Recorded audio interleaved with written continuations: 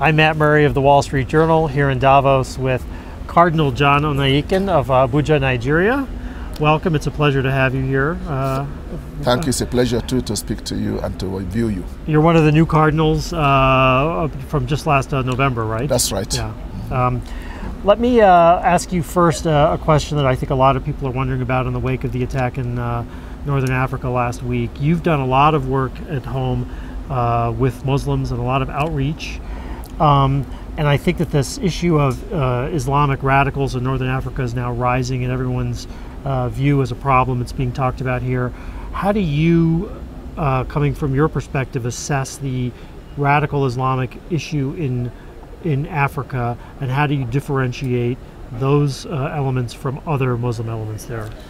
Yes, thank you. The phenomenon of Islamic terrorism is quite new to us in my country.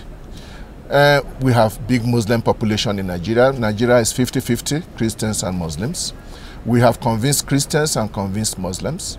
You might even say we have radical and very, very deeply convinced members of our different faiths, but we have always lived in peace with one another. What we have not been seeing are armed groups who go killing and bombing in the name of God. But we've been hearing about it elsewhere, and we've been wondering. Now it is right within our shores. The majority will be our local boys who have gotten themselves radicalized in foreign camps, terrorist camps. It is well known that the Al-Qaeda camps in the Middle East and in Afghanistan and in Pakistan was always an international motley crowd of young Muslims who somehow feel that they are challenged to do something for the spread of Islam. Now, some of these boys have come back home and they are linked up with others. And we in Nigeria, it's taking us time to really grapple with it. Even the government has difficulty dealing with it. But I believe that they are gradually getting used to, getting ready for it. There is a vigorous security apparatus response, meaning soldiers, guns, ammunition, and instruments. But we know very well that that will not fully solve the problem. We believe too there has to be political outreach. Call it dialogue with them for whatever that can mean. But definitely we need to also talk about it from a religious point of view. Because it's not only a matter of terrorism, there is a religious terrorism which is happening. And I think that challenges the whole of the Islamic community, even worldwide. My own honest advice is to go easy on this heavy military approach. To do whatever is possible to encourage and give more instruments to the hands of our local governments to deal with what, at the end of the day, is their local internal affairs. In these days of mutual relationship between nations, just as we cooperate on the economic level, there's nothing bad that countries will also cooperate militarily. It's quite a different thing when the foreign nation comes in a big way and takes charge of military operations. They will always be foreign nationals practically invading the land. And you end up creating enemies where they need not be. And what we have seen is that when the military option is pursued without any effort at social integration, you may end up increasing the ranks of the terrorists. You sound in general as if you feel this is becoming a more serious problem, perhaps a critical one, but it's one that can be addressable. It can be addressed, and I do think that our own leaders, our own political leaders, should be more up and doing. Should not just sit there and hope that the French will come and help them out. Now, my own feeling is that the governments must get closer to the people and get the people on the side of what I might consider good common sense, so that the people themselves will realize that whatever your grievance is, the way forward is not terrorism.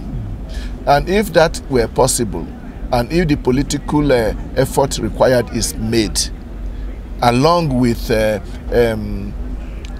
even governmental services to people so that they feel involved and committed, then it will be easier to deal with the terrorist groups. In my own opinion, I think that would be even much cheaper than what it costs to bring 2,000 French paratroopers into a place like the deserts there.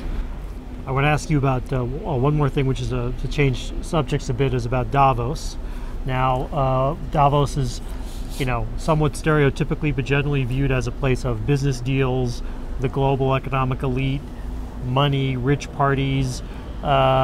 It's not necessarily a place where one expects to see a Roman Catholic Cardinal.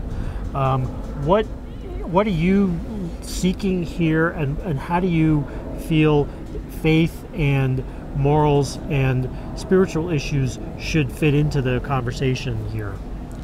Let me congratulate Davos and those behind it. And honestly, up to now, I don't know who are behind it. We know those who are behind the United Nations, but I don't know who are behind the World Economic Forum. I know Dr. Schwab, but there must be people behind him.